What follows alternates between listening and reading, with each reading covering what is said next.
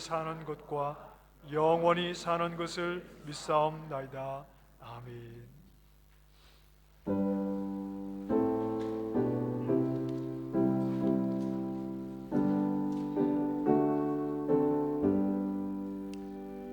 내 주를 가까이 하게 함은 신자가 짐 같은 모세이다. 내 인생 소원은 늘 찬송하면서 주께 떠나가기 원합니다. 내 고생하는 것 예약오니 돌베개 메고자 갔습니다. 꿈에도 소원이 늘 찬송하면서 주께 떠나가기 원합니다. 천성에 가는 길 험하여도 생명 기대하니 은혜로다. 천사 날 부르니 늘 찬송하면서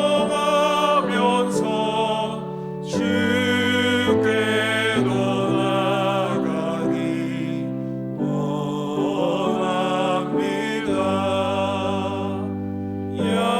야곱이 잠 깨어 일어나는 돌담을 쌓은 것 본받아서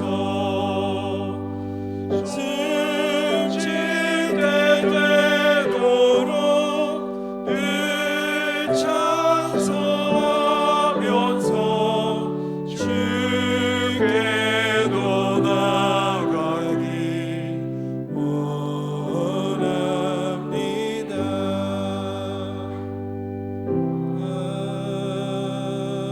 아멘.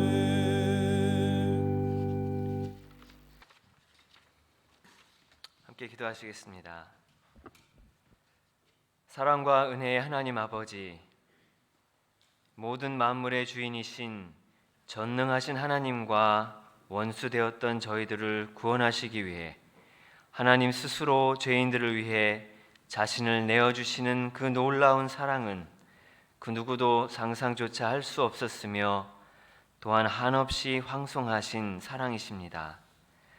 그렇게 우리를 사랑하셨음에도 저희는 아직도 스스로를 사랑하고 우리의 배가 우리의 신이 되어 있는 삶을 살고 있음을 고백하며 용서하시는 자비를 구합니다. 우리의 강력한 자아를 그 사랑 앞에 이끄셔서 무너지게 하시고 감격하게 하시어 그리스도를 향한 믿음의 고백으로 놀라운 구원에 이르게 하신 하나님의 열심 앞에 더욱더 하나님만을 바라보는 믿음으로 나아가기를 소원하오니 성령의 열매를 맺는 성도들로 저희를 이끌어 주시옵소서. 담임 목사님께 성령 충만한 은혜를 주시고 하나님 앞에 겸손하며 교회를 향한 충만한 사랑을 통해 부르신 소명의 사역을 큰 기쁨으로 감당하는 목회로 인도하시며 말씀 가운데 계시하신 하나님의 기쁘신 뜻을 깨닫기 위해 항상 간절히 간구하시는 그 기도에 풍성한 깨달음을 허락하여 주시옵소서. 각 부서의 교육 목사님들과 말씀 사역자들께도 동일한 은혜를 부어주시며 또한 영어 예배를 위해 섬기는 모든 손길들을 위로하시며 힘을 주시고 말씀을 전하시는 모리스 목사님, 뉴젠트 목사님의 사역을 통해서도 구원하시는 하나님의 역사를 우리 가운데 나타내 주시옵소서.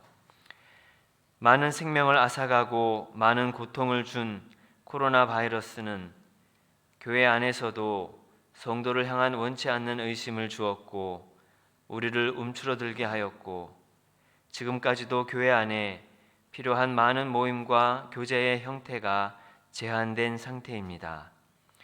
앞으로는 코로나 바이러스 이전의 상태로 돌아가는 것이 불가능한 우리가 경험해 보지 못했던 사회 안에서 살아가야 할 것이라는 예측까지 나오고 있는 가운데에 특별히 교회가 이 모든 상황의 변화 가운데에 민감하게 하여 주셔서 그리스도와 연합되고 하나됨을 추구하며 말씀의 인도함을 받으며 아버지께 참되게 예배하는 교회의 모습을 지켜나갈 수 있도록 은혜를 베풀어 주시옵소서. 특별히 믿음이 연약한 성도들을 돌보셔서 이런 힘든 상황 가운데에서도 그리스도의 은혜를 인하여 힘을 얻어 낙심치 않고 일어서게 하여 주시옵소서. 각 전도의 새 임원단이 선출되었습니다. 아직도 코로나 바이러스의 영향으로 각 전도의 모임이나 활동이 제한된 때에 임원단의 인수인계가 원활하게 이루어지도록 인도하시고 새 임원단이 잘 연합되어서 이 어려운 시기에 각 전도회를 잘 인도할 수 있게 하여 주시옵소서. 교회당 건축 모든 과정을 인도하셔서 사고 없이 순조롭게 진행되게 하여 주시고 날씨 또한 주관하여 주셔서 불필요히 지체됨을 막아주시고 또한 온 교회가 함께 모여 예배할 수 있는 공간이 아버지의 은혜로 저희에게 주어질 때에 그곳은 오직 하나님의 말씀만이 선포되는 곳이 되게 하여 주시고 성령과 진리 가운데에서만 하나님을 예배하는 곳이 되게 하여 주시옵소서. 한이슬 정철아 정밀 선교사님들께 성령 충만한 은혜를 주시고 코로나 사태로 인해 많은 영향을 받게 된 사역 환경 안에서도 주님의 인도하심을 잘 발견해 나갈 수 있도록 하여 주시옵소서. 이 모든 말씀 하나님으로부터 나와서 우리에게 지혜와 의로움과 거룩함과 구원함이 되신 그리스도 예수의 이름으로 기도드립니다. 아멘.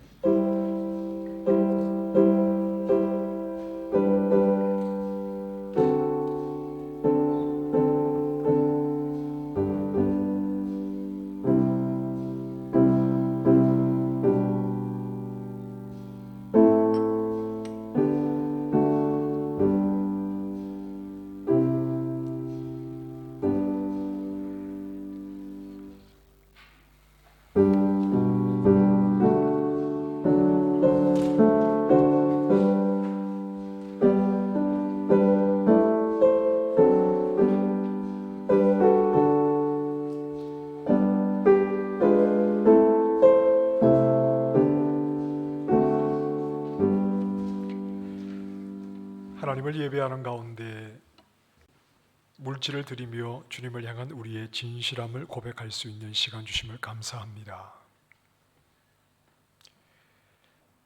우리가 온 마음을 다해서 하나님을 사랑하기 원하오니 우리를 사랑하셔서 하나님 자신을 내어주신 하나님의 사랑을 더 깊이 알아 우리 또한 우리가 소중히 여기고 우리가 아끼는 것을 주님께 내어드리기를 주저하지 않는 믿음을 더하여 주시옵소서. 주님과 함께하는 영의 즐거움이 주의 모든 백성들에게 넘치게 하여 주시고 지난 시간 모든 삶의 발자국 안에는 하나님의 은혜가 가득하였음을 고백하오니 더욱더욱 믿음의 길을 걷는 동안 우리와 함께 하시고 우리를 도우시는 하나님의 크신 은혜에 감사하며 감격하며 하나님을 즐거이 따를 수 있도록 저희를 인도해 주시옵소서. 이런저런 형편과 처지 속에 주의 도우심을 구할 때에 하나님 선하신 뜻 안에서 응답하여 주셔서 세밀한 주의 손길과 주의 도우심을 보게 하여 주셔서 주님 안에 나의 모든 삶이 있는 줄 알아 안심하고 하나님께 모든 것을 맡겨드리며 주의 인도하심을 따르게 하여 주시옵소서. 주님의 몸된 교회를 주님 섬기다 최선을 다하는 주의 종들에게 건강과 믿음과 섬김의 기쁨을 더하셔서 하나님 홀로 영광 거두시고 하나님의 교회는 더욱 견고히 서가도록 은혜 내려 주시옵소서. 범사에 감사합니다. 예수님 이름으로 기도합니다. 아멘. 네, 교회 앞에 소식 전하겠습니다. 광고 후에 2020년 21년 서리 집사 및 아가페 찬양대원 임명을 하겠습니다. 일부 예배가 끝난 뒤에 우리 각 전도회 회장님들은 잠시 사무실로 모여주시기 바랍니다. 세종한글학교 보드 멤버 미팅이 오늘 1시 20분에 미팅룸에서 있습니다. 2부 예배 후에는 임시 재직회로 모이겠습니다. 그리고 다음 주에는 각 전도회 총회가 있을 예정입니다. 각 전도회 상황에 맞게 준비해 주시면 되겠습니다. 자, 이어서 우리 2020년 21년 서리 집사 및 찬양대원 임명을 합니다. 주보 이면에 그 명단이 나와 있습니다. 2020년 21년 1년간 또 서리 집사로 섬기실 분은 우리 강석원 집사 외에 남자 24명, 그리고 강효신 집사 외에 여자 39명입니다. 일일이 호명을 하지 않지만 집사는 서리 집사이긴 합니다만, 그러나 집사와 같은 마음가짐을 가지고 하나님을 향한 분명한 신앙을 근거로 해서 하나님의 교회를 섬기고 하나님의 뜻 안에서 교회를 세워가는 일에 본이 되고 최선을 다해야 하는 직분입니다. 이 서리 집사의 귀한 직분을 늘 하나님 앞에서 흐트러짐 없이 잘 감당할 수 있도록 각자 개인의 영을 살피시고 그리고 교회 일에 최선을 다해 주님을 섬기듯 섬겨주심으로 각자 자리를 잘 감당해 주시기를 부탁드리겠습니다. 그리고 2020년 21년 아가페 찬양대는 대장으로 이종호 집사님, 지휘 김예형 집사, 반주 박신현 집사 외에 대원들입니다. 죄송하게도 알토의 이순복 집사님과 베이스의 김학민 집사님이 누락이 되었습니다. 죄송합니다. 하나님을 찬양하는 일에 온 교회가 하나님을 찬양해야 하지만 또 교회를 대표해서 즐거운 마음으로 구원의 은혜를 주신 하나님을 부지런히 찬양함으로 하나님께 영광과 또 온 교회에 은혜를 끼치는 우리 찬양대원이 되실 수 있기를 바랍니다. 맡겨진 모든 일들을 늘 기도함으로 감당할 수 있기를 바랍니다. 함께 기도하겠습니다. 하나님, 하나님의 교회를 위해서 서리 집사로 그리고 찬양대원으로 임명을 받는 주의 종들에게 믿음을 더하여 주시옵소서. 하나님 사랑하는 마음을 더하여 주시옵소서. 세워진 자리에서 최선을 다해 성실한 모습으로 하나님을 섬기게 해주셔서 모든 영광이 하나님께 돌아가며 또 이들을 통해 하나님의 교회가 더 하나님 기뻐하시는 모습으로 서갈 수 있도록 은혜 내려주시기를 원합니다.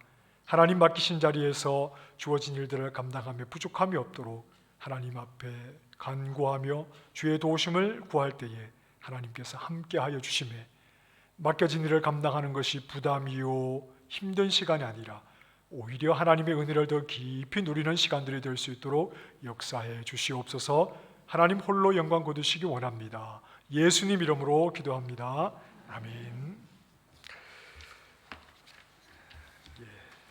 이어서 우리 하나님 말씀 함께 나누겠습니다. 시편 119편 161절부터 보겠습니다.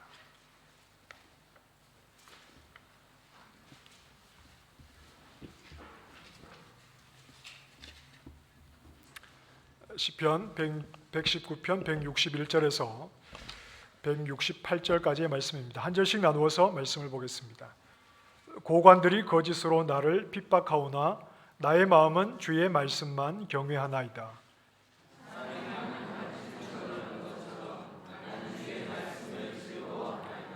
나는 거짓을 미워하며 싫어하고 주의 율법을 사랑하나이다.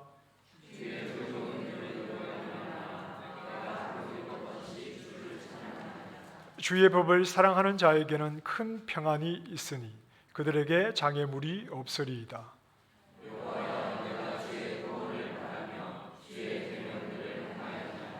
내 영혼이 주의 증거들을 지켜 싸우며 내가 이를 지극히 사랑하나이다.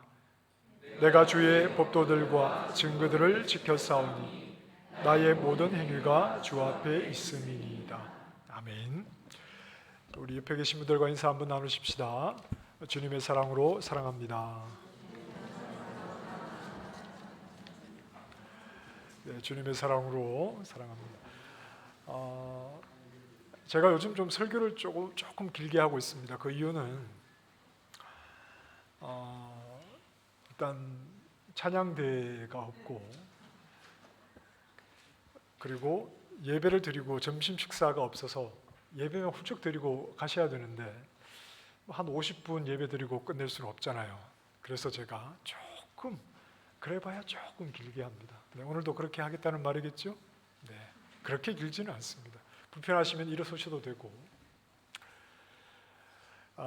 교회는 이미 구원을 얻었지만 이 세상에 남겨진 사람들입니다. 그렇죠? 이미 구원을 얻었으나 이 세상에 남겨진 사람들입니다. 우리가 구원을 얻은 후에 하나님께서 우리 안에 구원받는 믿음을 확인하신 후에 에녹과 같이 바로 하나님 곁으로 데리고 가지 않으신 이유는, 구원을 얻었으나 이 땅에 남겨두신 이유는 우리가 뭔가 조금 결함이 있어서 그러신 것이 아닙니다. 죽음을 보지 않고 에녹이 하나님께로 갔는데 그렇다고 해서 에녹을 특별하게 볼 필요는 없습니다. 구약의 선지자들을 대표하는 사람이 바로 엘리야라고 하는 사람이죠. 예수님께서 높은 산에 올라가셔서 그 얼굴이 햇빛과 같이, 그 옷이 빛과 같이 놀랍게 변화되셨을 때 모세가 율법을 대표해서 모세가 나타나고, 그리고 모든 선지자를 대표해서 엘리야가 나타납니다. 모세와 엘리야는 이제 구약이죠. 예수님과 함께 예수님의 죽으심에 대해서 대화를 나눈 적이 있죠. 선지자를 대표하는 사람이 엘리야였는데 이 엘리야 역시 죽음을 보지 않고 하늘에 올라갔습니다. 그런데 성경을 보면 야고보서에 이런 말씀이 있죠. 엘리야는 우리와 성정이 같은 사람이다. 우리와 똑같은 사람이다. 그런 말이죠. 죽음을 보지 않고 하나님께로 들려졌던 에녹은 하나님 그 영원한 기쁨과 쾌락의 근원이신 하나님 앞에서 즐거움과 그 기쁨을 누리고 있겠지만, 에녹과 크게 다를 바가 없이 하나님의 은혜로 구원을 얻은 우리가 이 땅에서 비록 살아가고 있다고 하더라도 우리가 이 땅에서 얼마든지 하나님을 기뻐하고 하나님을 즐거워할 수 있다는 사실을 우리가 생각을 해야 합니다. 믿음을 가진 사람이 이 세상을 살아가고 있을 때 우리는 사명이라고 하는 말을 붙입니다. 믿음이 없이 살아가는 것을 가리켜 사명이라고 말하지 않습니다. 믿음을 가진 사람이 내 인생의 주인이신, 나를 지으신 분이 하나님이시요 그분의 목적 속에 내가 있다는 사실을 알게 될 때 우리는 우리의 삶을 통해서 하나님의 뜻에 순종하는 삶을 살아가야 되는데 그것이 사명이 되겠죠. 우리가 사명이라고 말하면 선교를 가야 한다거나 또는 몸을 헌신해서 어떤 사역을 해야 한다거나 이런 것을 생각할 수 있겠지만, 이 땅에 남겨진 구원 얻은 백성으로서 우리의 사명은, 무엇보다 중요한 사명은 구원의 즐거움을 잃어버리지 않는 것입니다. 우리의 사명이 뭐라고요? 구원의 즐거움을 잃어버리지 않는 것입니다. 여러분, 예배당을 짓는 것이 우리의 사명입니까? 아닙니다. 교회당은 멋지게 지었는데 그 속에 들어있는 우리가 구원의 즐거움을 누리지 못하고 있으면 뭐하러 예배당을 짓습니까? 자, 우리의 사명이 뭐라고요? 자, 구원의 즐거움을 잊지 않는 것입니다. 자, 옆에 분들에게 아무 말 없이 내가 얼마나 구원의 즐거움을 누리고 있는지 표정으로 한번 이야기해 보겠습니다. 시작. 옆에 분들에게. 자, 우리는, 자, 여러분, 가식이라고 생각하시면 안 되고, 우리는 작정을 해야 웃는 사람들입니다. 그렇잖아요. 우리는 내가 구원받은 것은 사실인데 그게 막 겉으로 자연스럽게 표출되는 것은 좀 어렵고, 자꾸 훈련을 하고 그렇게 연습을 해야 됩니다.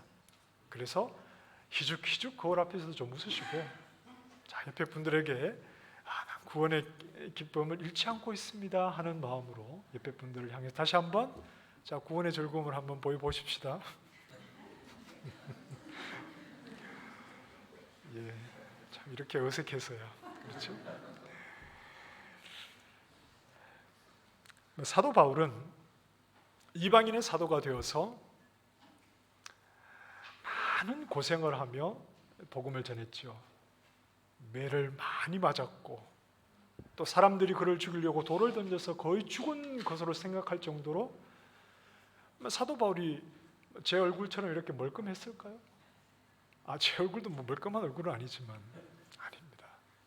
사도 바울이 하나님께서 맡기신 이방인의 사도로 복음을 전하면서 많은 위험 속에 여행을 하면서, 얼마나 많은 위험이 있습니까? 고린도후서에서 말하고 있잖아요.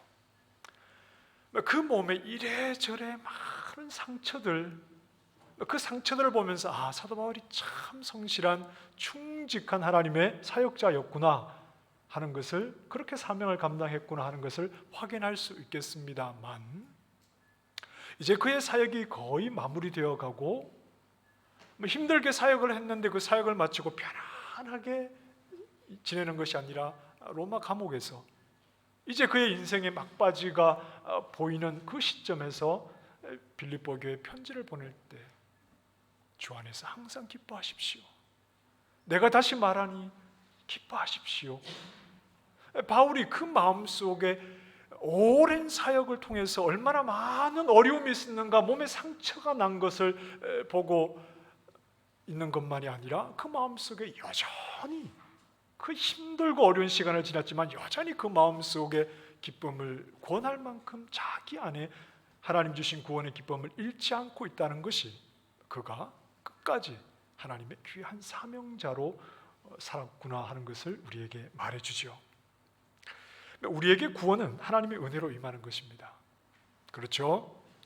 은혜는 그 은혜를 베풀고자 하는 자와 그 은혜를 받을 만한 자격이 없는 자 사이에서 이루어지는 것입니다. 은혜를 베풀고자 하는 자의 일방적인 마음으로 자격이 없는 자에게 그저 일방적으로 주어지는 것이 은혜입니다. 우리는 그렇게 구원을 받았습니다. 우리가 어떻게 구원을 받았습니까? 하나님께서 일방적으로 나에게 은혜를 부어주셨기 때문에 우리에게 자격을 따지지 않고 우리에게 조건을 묻지 않으시고 하나님이 일방적으로 우리에게 자격 없는 우리에게 부어주셨기 때문에 우리가 그렇게 구원을 받았습니다. 아멘이시죠? 은혜를 강조하게 될 때 간혹 듣는 말들이 이런 말입니다. 그럼 우리는 할 일이 뭐냐? 하나님이 그렇게 일방적으로 우리를 구원하셨으면 우리는 할 일이 없겠네, 이런 말들을 간혹 듣지요. 우리가 얻는 구원 조건이라고 하는 게 뭡니까? 그저 예수님을 바라보는 것뿐입니다. 예수님을 바라보는 것은 어떤 일이 아니라 나에게는 아무 소망이 없다는 고백일 뿐입니다.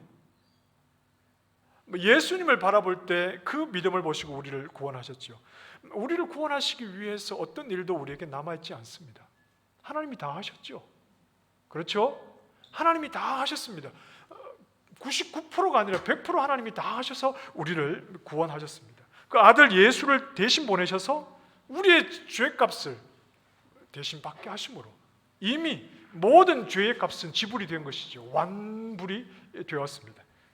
그래서 우리 예수만 믿음으로 우리는 구원을 확신하는 사람들입니다.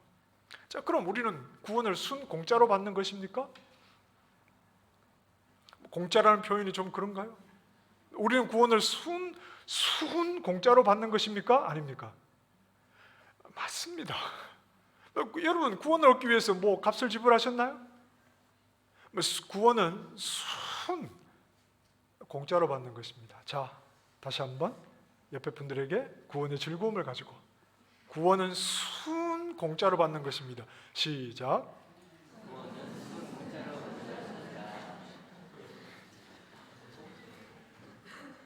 공짜가 아니고 순 공짜로 받는 것이 구원입니다. 우리가 그렇게 구원을 얻었습니다.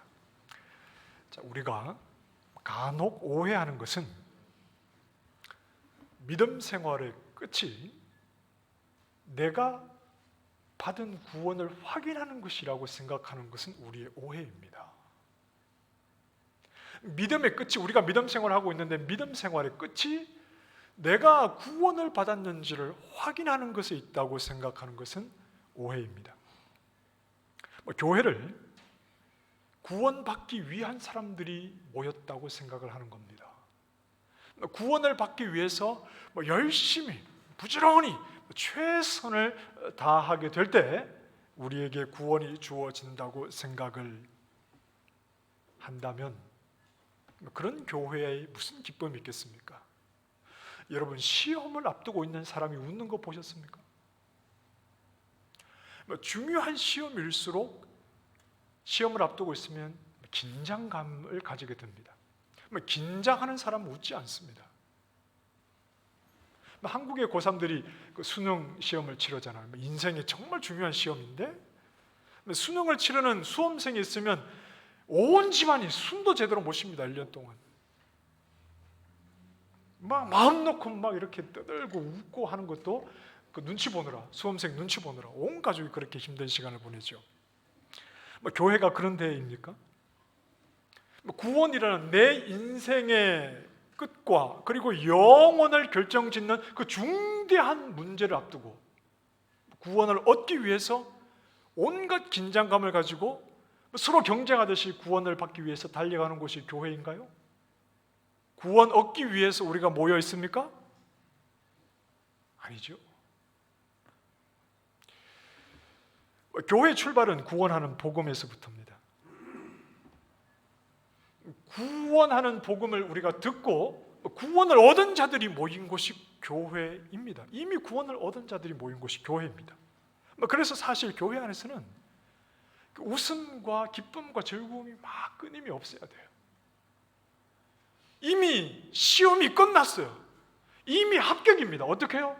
순 공짜로. 순 공짜로 하나님의 은혜로 우리가 구원을 얻었기 때문에 하나님께서 주셨다가 다시 빼앗고 막 그러실 것 같습니까? 자격이 있어서 주신 것이 아니잖아요. 이미 우리는 구원을 얻은 자들이기 때문에 이미 시험이 끝났기 때문에 구원 얻은 그 기쁨과 즐거움이 막 우리 안에 넘쳐야 돼요. 코로나 바이러스가 뭐라고 하든 막 우리는 막 즐겁고 막 기쁘고 그러셔야 돼요. 지금 여러분들의 표정처럼 말입니다. 하나님의 은혜로 우리는 구원을 얻었죠. 하나님이 다 하신 겁니다.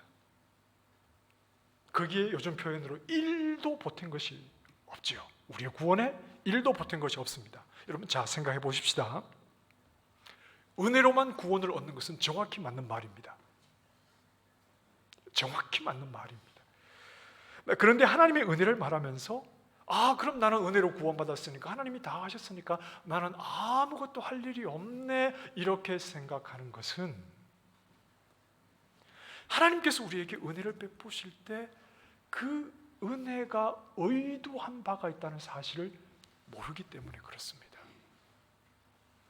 은혜로 순공짜로 구원 얻는 것은 분명한 사실입니다. 그래서 그럼 나는 할 일이 아무것도 없네요 이렇게 나오는 것은 하나님께서 우리에게 은혜를 베푸신 그 은혜의 의도를 우리가 모르고 있기 때문에 그런 겁니다. 누군가 말을 했는데 하나님의 은혜는 목적을 가지고 있다고 그랬습니다. 하나님이 우리에게 은혜를 베푸셔서 우리를 구원하셨잖아요. 그 은혜는 목적이 있다고 그랬습니다. 목적이 우리를 죄와 어둠과 사망에서 건져내신 이후에 이제 우리를 의와 또 생명과 거룩 안에서 살아가도록 하기 위해서 우리에게 은혜를 베푼 것입니다. 그래서 여러분, 우리가 받은 은혜는 내가 구원을 받았다는 것으로 끝나는 것이 아닙니다. 하나님께서 우리를 사망에서 은혜를 베푸셔서 생명으로 옮기셨다면 그 은혜는 목적이 있기 때문에 우리는 드디어 시작입니다. 어떤 시작입니까? 의로운 삶을 살아가고 내가 하나님의 은혜로 값없이 순 공짜로 구원을 받았으니까 이제는 내가 거룩한 삶을 살아가고자 하는 그러한 삶이 우리 안에서 시작되는 것입니다. 하나님께서 우리에게 은혜를 베푸신 은혜의 의도와 목적을 우리가 알게 될 때 나는 은혜를 받았으니 할 일이 없네가 아니라 나는 은혜를 받았으니 구원을 받았으니 정말 우리에게는 할 일이 있는 것입니다. 이 세상을 살아가나 세상과는 구별된 모습으로 거룩을 향해서 살아가고자 하는 그런 마음의 소원을 가지고 살아가게 된 것이 값없이 순 공짜로 그 은혜로 구원을 얻은 하나님의 백성들이 해야 하는 일입니다. 그 시간이 성화의 시간이라고 했습니다. 그러니 이 성화의 시간은 구원을 결정하는 시간이 아닙니다. 성화에 의해서 구원받고 못 받고가 결정되는 것이 아니라 이미 하나님의 은혜로 구원을 얻은 자의 마음속에 하나님이 나에게 베푸신 그 은혜의 의도를 알기 때문에 살아가는 삶, 이 삶은 완벽하지 않습니다. 부족합니다. 알면서도 넘어지기도 합니다.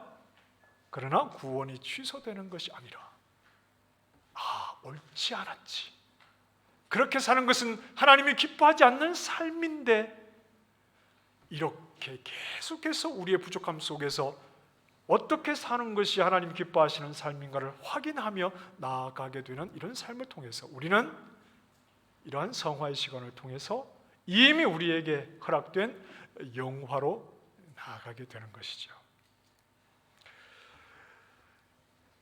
하나님의 은혜 안에서 우리는 아무 할 일이 없다는 생각은 기독교 신앙을 구원 얻는 것을 끝이라고 오해하고 있기 때문에 그렇습니다. 구원 받는 것을 끝이라고, 구원 받았느냐 받지 못했느냐 이 질문을 기독교 신앙의 마지막 질문이라고 생각하기 때문에 그래요. 아닙니다. 은혜로 구원을 얻고 보니 이제 우리는 거룩한 삶을 살고자 하는 마음이 우리 안에 시작된 것이죠. 자, 디모데후서 1장 9절 말씀을 한번 보실까요? 화면을 보십시다. 시작. 하나님이 우리를 구원하사 거룩하신 소명으로 부르심은 우리의 행위대로 하심이 아니 오직 자기의 뜻과 영원 전부터 그리스도 예수 안에서 우리에게 주신 은혜대로 하십니다. 하나님이 우리를 구원하셨죠. 구원하셔서 우리에게 무엇으로 부르셨다고요? 거룩한 소명으로, 거룩한 삶을 살아가도록 우리를 부르신 겁니다.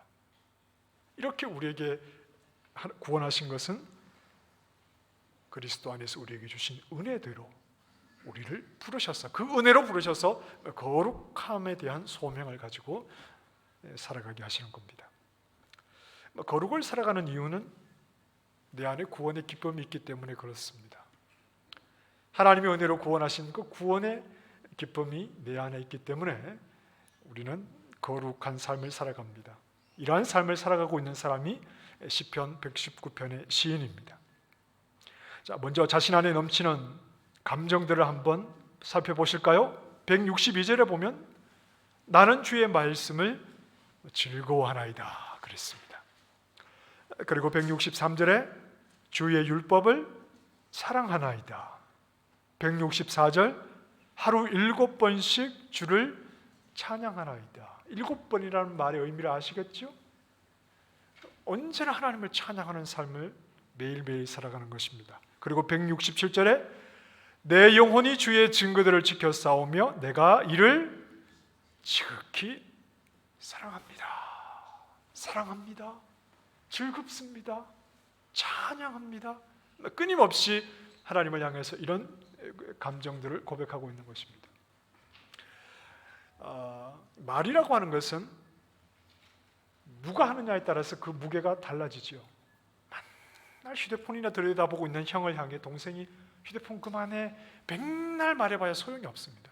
그러니까 아버지가 그만 좀 해라 이래 말하면 뚝 내려놓죠. 같은 말이지만 누가 하느냐에 따라서 그 무게는 달라지는 겁니다. 시인이 주의 말씀을 즐거워하고 사랑한다고 고백하는 것은 말씀 그 자체가 때문이 아니라 누가 하신 말씀이기 때문입니까? 하나님이 하신 말씀이기 때문에. 말씀을 사랑한다는 말은 그 말씀을 하신 하나님을 사랑한다는 말이기도 하죠. 자, 그럼 이렇게 많은 사랑과 즐거움의 감정을 고백하는 시인은 어떤 자리에 있는지 보실까요? 161절에 고관들이 거짓으로 나를 핍박합니다. 고관들이, 여기서 고관들은 지도자들을 말하는 겁니다. 거짓으로, 실제로 있는 사실이 아니라 거짓으로 꾸며낸 것을 가지고 나를 박해하고 있습니다. 나를 핍박하고 있습니다. 이 상황에서 시인은 지금 어떤 감정들을 쏟아내고 있습니까? 하나님의 말씀이 너무나 즐겁고 하나님을 너무나 사랑하고 있습니다. 이 박해를 받고 있는 상황에서 이런 감정들을 쏟아내고 있습니다. 나라의 통치자가 믿음의 사람인 시인을 표적으로 삼아 그를 무너뜨리기 위해서 없는 거짓을 동원해서 그를 박해하고 있는 것이죠. 성경에 보면 이런 인물이 떠오르는 인물이 한 사람 있죠. 누굽니까? 다윗입니다.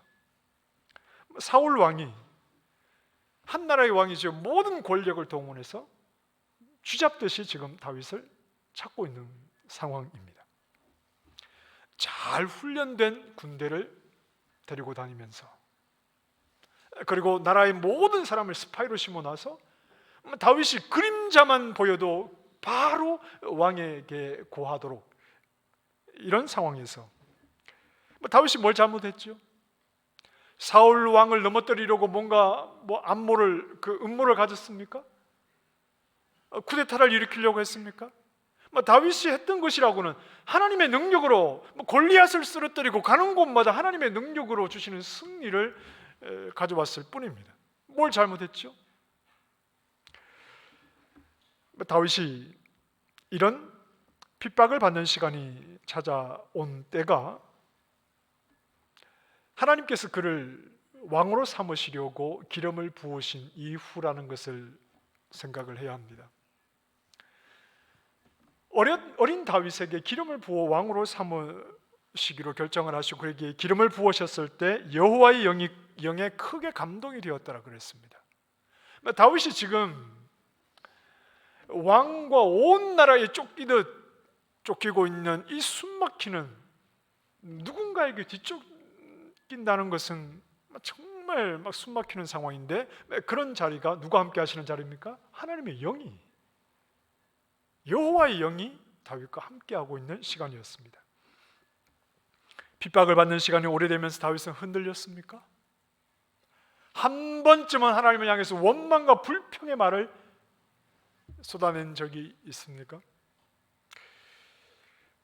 한 번은 다윗이 사울 왕을 피해서 몰래 굴 속에 숨었는데 자기를 잡아온 사울이 그 굴 속에 들어온 적이 있죠. 용변을 보러 굴 속에 들어왔습니다. 용변은 혼자 보지 않습니까? 혼자 들어와서 겉옷을 어디 이렇게 벗어났겠죠? 다윗이 몰래 가서 그 겉옷에 옷자락을 잘랐습니다. 자, 그리고 난 후에 다윗이 무엇을 후회했죠? 그때 죽였어야 되는데, 이런 후회를 했습니까? 하나님께서 세우신 왕인데, 하나님께서 그분의 뜻이 있어서 아무리 하나님 앞에 보잘것없어도 부족해도 하나님 그분이 세우신 왕이고, 때가 되면 하나님 그분이 제거하실 텐데, 하나님 세우신, 기름 부어 세우신 왕인데 내가 그의 옷자락을 베어서 그만 그에게, 사울 왕에게 어떤 위협을 느끼게 한 것, 그것을 후회를 하는 겁니다. 이건 하나님이 하시는 일을 반대하는 것과 같이 하나님께서 금하신 일을 자기가 했다는 것 때문에 너무나 마음속에 고통스러워 했습니다. 마음이 찔렸다고 했습니다. 거짓된 이유를 가지고 핍박을 당하고 말로 다 할 수 없는 고난의 시간을 겪으면서 다윗은 오히려 어떻게 하면 내가 하나님 말씀을 어기지 않고 어떻게 하면 더 하나님께 순종하는 삶을 살까, 그 믿음의 순결함을 지키기 위해서 다윗은 그 힘들고 어려운 시간에 더욱더 고민을 했다는 사실입니다. 그 모든 사람이 좋아하는 다윗의 시편이 있습니다. 시편 23편입니다. 우리가 그 시편을 왜 좋아할까요? 우리가 소원하는 것을 다윗이 고백하고 있기 때문입니다. 우리가 소원하는 것을 다윗이 고백하고 있기 때문이죠. 앞부분만 같이 해볼까요? 여호와는 나의 목자시니 내게 부족함이 없습니다. 우리는 이 한 줄의 시 속에 들어있는 그 고백의 깊이가 부러운 겁니다.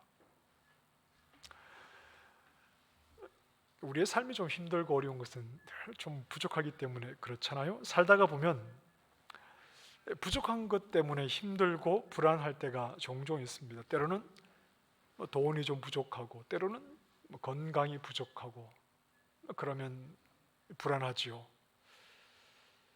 우리의 삶의 환경이 내가 바라고 기대하는 대로 그렇게 열리지 않으면 우리는 좀 답답하고 힘이 들 때가 많습니다. 다윗이 내게 부족함이 없다고 고백할 때가 과연 우리가 생각하는 그런 것들이 다 채워졌기 때문이겠습니까? 자신을 둘러싼 삶의 환경에 무엇 하나 부족한 것이 없기 때문에 이런 고백을 하는 것이겠습니까? 다윗이 만족을 느꼈던 것은, 다윗이 만족을 느꼈던 대상은 하나님입니다. 다윗의 관심과 목적은 하나님께 있는 겁니다. 아무런 실수도 없고 지혜가 부족하지도 아니하시는 그분이 이루시는 그분의 인도하심, 나의 목자가 되셔서 나를 인도해 주시는 그 하나님, 그분과의 관계 속에서 다윗은 만족을 하고 있는 것이죠. 사망의 음침한 골짜기를 지나도 나를 인도해 가시는 그분과의 관계 속에는 아무런 문제가 없으니 다윗은 만족을 누리고 있는 것입니다. 부족함이 없다고 말하는 것입니다.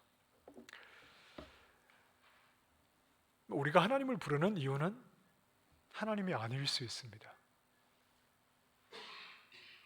우리가 하나님을 부르는 이유가 하나님이 목적이 아닐 수 있다는 말입니다. 하나님 앞에 내 소원이 있고 내가 바라는 것이 있어서 우리가 하나님을 찾는 것이 아니라 내 소원과 내 바람 때문에 하나님을 찾고 있는 것일 수도 있습니다. 믿음을 가졌다 하면서 이렇게 산다면 결국은 남는 것이 없습니다. 행복한 가정은 남을 수 있겠죠.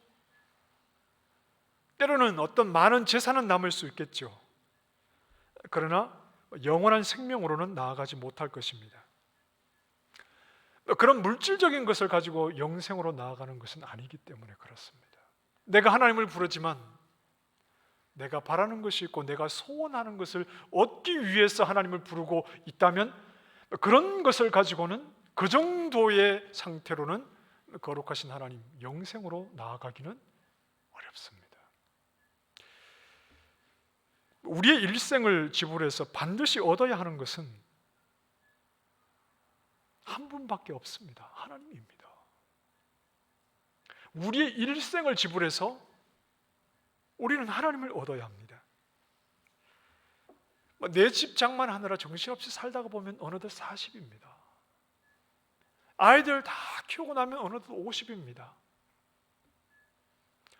그러고 나면 이제 잃어버렸던 내 인생을 찾아야지. 그리고 취미생활하고 또 아프니까 병원 가고 치료받으러 다니고 운동하고 그러다 보면 별로 시간이 없습니다. 천국은 평소 실력으로 가는 겁니다. 천국은 평소 실력으로 가는 겁니다. 30대, 40대, 50대, 60대, 70대, 80대 그렇게 바쁘게 사는 그 가운데 신앙의 실력을 갖지 못하면 천국 못 갑니다. 죽은 후에 천국 가기 전에 어떤 기적이 우리에게 일어날 것이라고 생각하십니까? 하나님께서 우리에게 베푸신 기적은 이미 우리에게 일어났죠. 누구를 통해서요? 예수님을 통해서. 이미 우리가 예수님을 알고 예수님 안에서 30대, 40대, 50대, 60대 평생을 보내면서도 구원 얻는 믿음에 이르지 못한다면, 먹고 사는데 바쁘고 그저 내 눈의 삶의 환경에 그저 물질적인 것에 우리의 모든 관심이 가 있으면 그런 물질적인 것으로 천국에 갈 수 있다고 생각하십니까? 그런 것을 얻기 위해서 하나님을 아무리 부른다 해도 그런 실력으로는 하나님 나라에 나아가지 못합니다. 천국은 평소 실력으로 가는 것입니다. 평소 실력으로 가는 것입니다. 천국은 하나님과 함께 하는 것입니다. 나와 함께 하시는 하나님을 초막이나 궁궐이나 그 어디나 주님, 주 예수 모신 곳이 하늘나라, 찬송의 내용처럼 지금 여기에서 그 하나님을 고백하고 그 하나님을 사랑하는 마음으로 내 안에 채워지고 삶의 환경이 어려워도 하나님이 나와 함께 하시니, 하나님이 나와 함께 하시니 괜찮다. 삶의 환경이 몹시도 어렵지만 이미 나를 구원하신 하나님이 나와 함께 하시니 나는 그래도 괜찮다. 하나님의 선하신 뜻이 있겠지. 이런 환경들을 통해서 하나님이 그 뜻을 이루어 가시겠지. 내가 생각하지 못하는 그분의 선하신 뜻이 내 인생을 책임지고 계시니 나는 힘들고 어려워도 나는 그래도 하나님이 함께 하시면 괜찮다. 이 믿음의 고백을 내 일생 속에서 짤막짤막하게나마 고백하며 나와 함께 하시는 하나님을 누리는 그 천국의 기쁨을 확인하지 못했다면 우리는 죽어서 천국 못 갑니다. 얼마든지 내 욕심을 가지고 하나님을 부를 수 있지요. 하나님 내 자식 좀 잘 되게 해주십시오. 하나님 내 사업 좀 잘 되게 해주십시오. 내 건강 좀 지켜주십시오. 얼마든지 우리의 소원을 가지고 하나님을 부를 수 있습니다. 그런데 그것은 미끼일 뿐입니다. 그것을 가지고 하나님 앞에 나아가서 하나님 그분을 갈망해야지요. 하나님 내가 원하는 대로 되지 않아도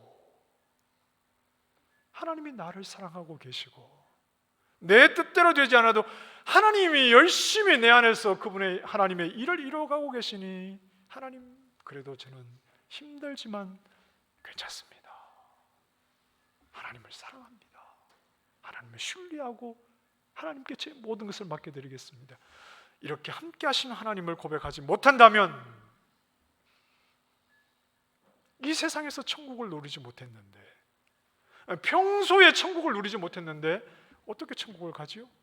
천국은 어떻게 간다고요? 평소 실력으로 가는 겁니다.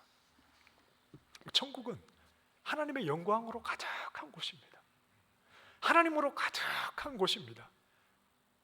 천국은 하나님으로만 가득한 곳입니다. 천국에는 골프장 없어요. 천국에는 골프장 없어요. 천국은 이 땅에서 우리에게 믿음 주셔서 하나님 앞에 나아가게 하셔서 하나님과의 그 친밀한 관계, 시인이 고백하는 것처럼, 박해 속에서 고백하는 것처럼 하나님 사랑합니다. 박해를 받는 것이 힘들고 어렵지만 몸이 아플 때 죽을 것 같잖아요. 여러분 아프니까 아플 때 힘들지 않습니까? 저는 조금만 아파도 그냥 죽겠더라고요. 하나님 죽겠습니다. 그 상황 속에서도 정신 차리고 믿음의 정신을 차리고 하나님 저와 함께 하시니 이 고통 속에서도 다 하나님 하시는 일이 있지요. 하나님 사랑합니다. 함께 하시는 하나님으로 그 사랑의 고백을 한 사람들이 천국에 가는 겁니다. 천국은 하나님을 사랑하지 못하는 사람은 가봐야 재미가 없어요. 정말 재미없어요. 천국에는 누가 계시니까요? 하나님만 계시니까요. 하나님의 영광만으로 가득한 곳이니까요. 이 땅에서 그 하나님을 즐거워해 보지 못한 사람은 천국 가셔도 지루하기 짝이 없을 겁니다. 물론 그렇게는 가지는 못하겠죠. 어떤 집사님이 암에 걸려서 목사님께서 새벽마다 그 영혼을 위해서 기도하시고 온 성도들이 기도했습니다. 그래서 어떻게 됐을까요? 암에서 나았다면 제가 이런 이야기를 안 하겠죠? 자, 이 이야기는 지어낸 이야기입니다. 그런데 온 성도가, 목사님과 온 성도가 그 영혼을 위해서 기도하는데 낫지 않고 자꾸 심해지는 겁니다. 시한부가 선고되었는데 자꾸 힘들어지는 겁니다. 그래서 그 집사님의 가족 중에 믿음이 없는 어떤 사람이 이거 구슬해야 된다. 그래서 무당을 좀 유명한 무당을 불러와서 구슬했습니다. 자, 구슬했는데 구슬하고 난 뒤부터 이 사람이 자꾸 낫기 시작하는 겁니다. 자, 지어낸 얘기라고 했습니다. 무당이 구슬한다고 사람 죽어가는 사람이 낫겠습니까? 생명의 주인은 누구시죠? 하나님이십니다. 나을 수는 있겠지만 생명을 주관하는 분은 하나님이시니까 우리의 생명은 하나님 손에 있겠죠. 자, 여러분, 만약에 이런 일이 일어났다면 여러분 같으면 이 상황에서 어떻게 하시겠습니까? 여러분 같으면 이 상황에서 어떻게 하시겠습니까? 하나님, 제가 평생을 살면서 하나님 앞에 죄밖에 지은 것이 더 있습니까?